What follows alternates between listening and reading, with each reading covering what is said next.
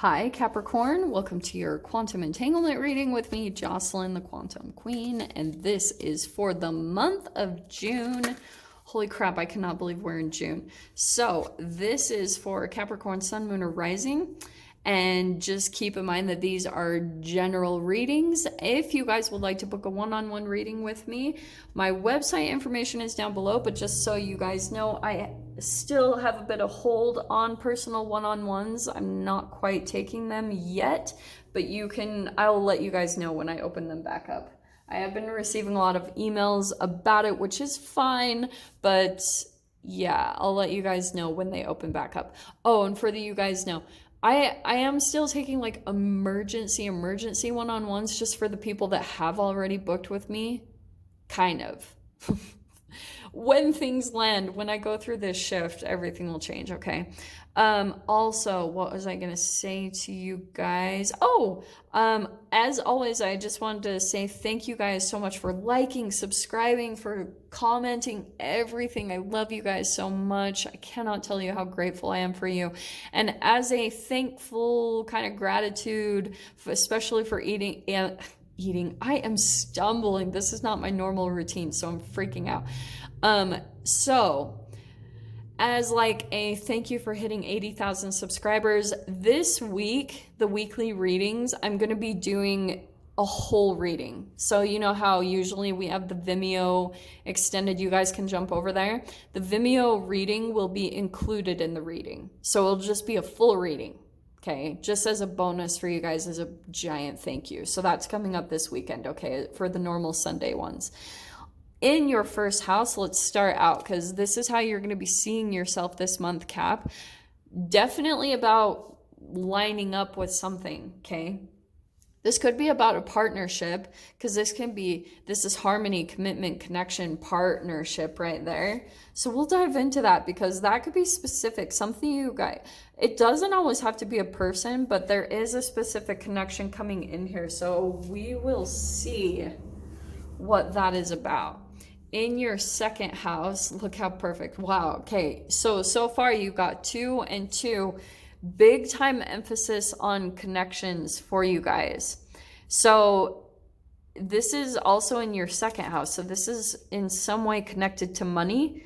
Some of you guys could be partnering up with a specific person, because there's 2 2s here. So there's something, you guys could be planning to travel to a specific person, or you're committing to a person, something. Again, we'll dive into this, but a lot of you guys, that's what I think is interesting. There's like, on the opposite side of this, you have got an imbalance, broken communication, tension, or resentment. So we'll have to see what dives in, because you guys could be dealing with 2 sides of the coin of this relationship or this entanglement. There could have been an imbalance in a particular relationship in your life, and Venus is totally going to come in and balance that shit out. She is not messing around right now. Like, sometimes I feel her energy and I'm like, hey, chill. So in your third house, we've got the 5 of Swords. So yeah, this is what I'm going to tell you guys. 5 of Swords, and with the Gemini energy and everything going on, this is gaslighting. Straight up. Mind games. I feel like for a lot of you guys, yeah, it is a reflection of your inner conflict as well. So I don't want to deflect from that. You know, this is like you feeling like there's certain limits that you have in your life, and then you'll attract another person that's going to mirror that inner conflict. And then a lot of the times it does come out as gaslighting. So then you'll figure out, oh yeah, someone's like switching around their communication because there's some underlying resentment about like things where you feel you haven't really taken your power over your life, Cap. And so someone feels like kind of resentful about that, because if this is a particular person in your life, there could be too much of an emotional enmeshment between the 2 of you. And so, yeah, it's like there could be some broken communication there. That's why I wanted to point that out with the 2 of Cups right there, the broken communication. Yeah, there's a specific person that there's going to be a balancing coming in between you and them. Also, if that's the case with the 2 of Wands, if this is involving money, some of you guys could be moving away from this person to create more distance if it's becoming too emotionally enmeshed. But yeah, these are imminent changes. It's like you're planning, you're probably in the process of making some bold moves in that direction. And yes, it's like the ending is almost here. It's just about to close out. Fourth house, we've got the High Priestess. So I feel as though some of you guys, I almost get the feeling that you're trying to get really controlled about your emotions in some way, shape, or form, because you're trying to figure out your home life intuitively. You're almost like waiting for the intuition to come in to tell you, like, boom, this is where to go. This is what you need to do. And a lot of this could be about holding back. The High Priestess, she has a secret, but it's just because she has well-controlled emotions.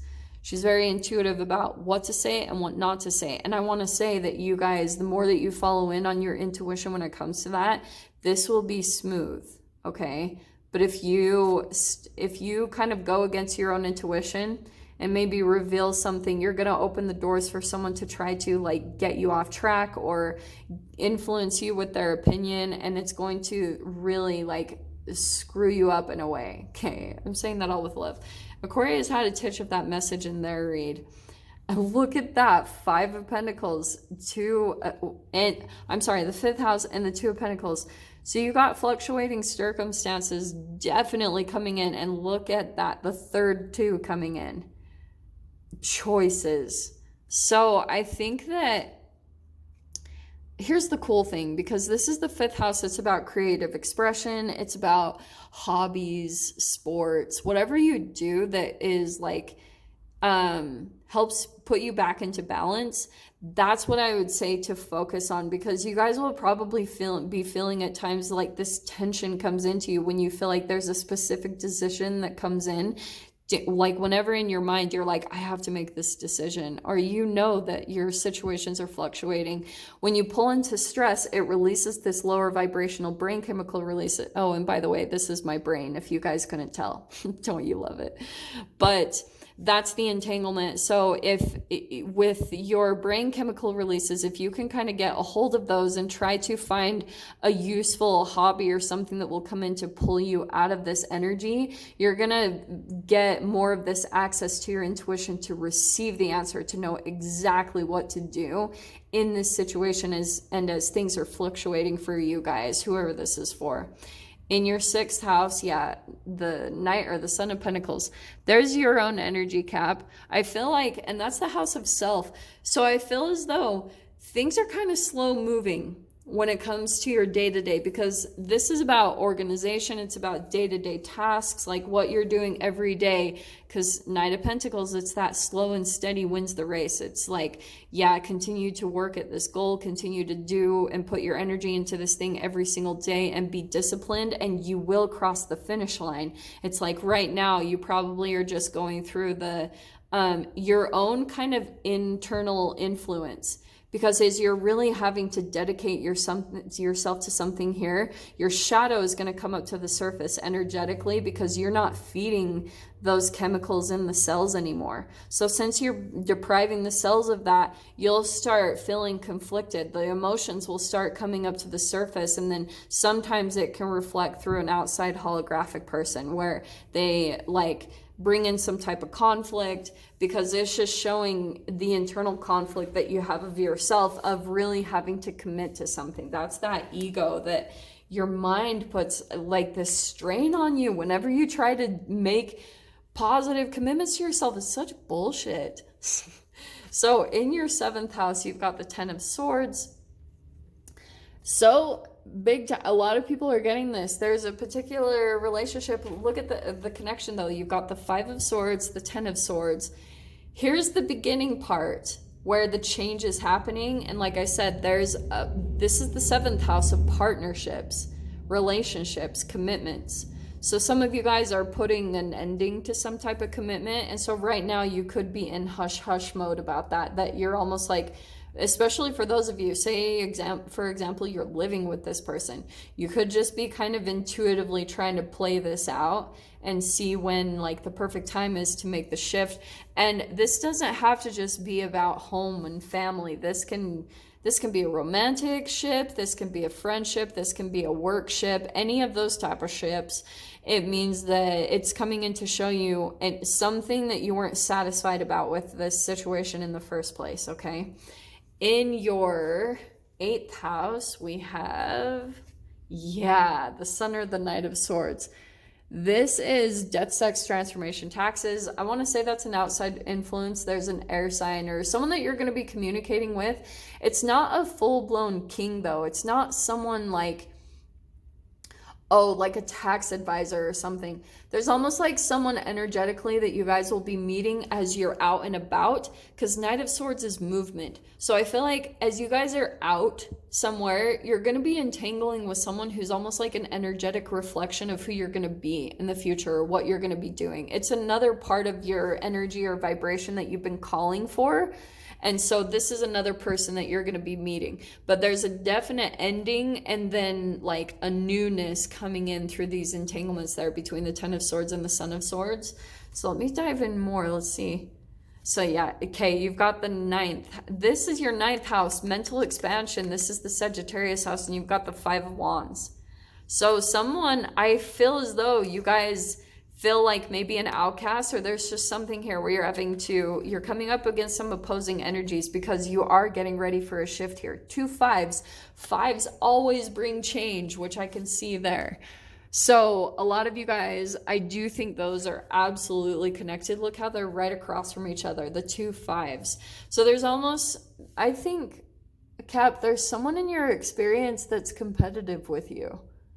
And like you could be feeling it, or maybe this is you with them. You'll have to stay open to how this applies, but it's really separating your guys' energy. And I feel as though the more that you see that separateness more and more and more, it's really bringing you down in your energy. So you'll want to try to find ways to uplift that and to bring your energy or vibration back up again. Yeah, there it is. So you got the Devil card. There's your own card right there. So I think, Cap, this is your house of career, and you've got the Devil card. So I feel like some of you could have a boss that's like, you think they're the devil. Or this could even just be another outside influence that is like, affects your career in some way, shape, or form. You entangle with them, and then maybe you have some old trauma that comes up cellularly to the surface, and then maybe it makes you like, have an oral fixation, like you go to comfort foods and things like that. There's something here where it takes you to a certain type of codependent pattern or behavior. And so you could be coming to the realization of that and getting to make the shift into a more positive direction, into the direction that you need to be going, because there's that action and movement that's going to come in with truth. That's clarity and truth, okay? Knight of Wands can be action-oriented, but he's back and forth because he's still a little unclear. That guy knows the truth. So there's something that you're seeing, and it could be about a particular person in your life that maybe is a bit duplicitous. I don't even know if that's a word, but it sounded really fun to say. But you got the Devil there that's saying like there's something like almost a shadow reflection of yourself about some inner conflict that you're going through. In your 11th house, wow. So again, you've got the Lovers card, but look how cool. You've got, so there's this duality, there's partnerships, conflicting choices, attachments, and what didn't I say? Oh yeah, conflicting choices. And you got choices right here. So I feel like some of you guys could be choosing between partners. If this isn't actual people, it also could be like, for example, job or work. You've got something fluctuating big time in your energy. And so there could be moments of time that conflict is coming up, but it's just showing you that energetically you're not satisfied with where you're at anyway. So there's this, yeah, you're going to be making choices. Some of you, like I said, you could be deciding on actual lovers, or like maybe there's people that want to work with you, because this is wishes and dreams, and this is also social networking. So I feel like you guys will be getting out there a little bit more, and there's just situations that are fluctuating a lot for you guys as you get out there more and more, and you're relating with certain people. And in your 12th house, we've got the Hierophant. That's the house of Pisces, the house of self-sabotage or undoing. It could also be like secrets or your intuition. It's your subconscious in there. So there's something here that The Hierophant, that's about discipline, that's traditions. And I feel like these are completely connected, that you will want to take things slow and steady. Don't dive right into something. You're going to have to work at something in a small pace every single day and let it build, because there you are having to be disciplined about it with in regards to something here that you're wanting to change in your life anyway. I know you guys can see that.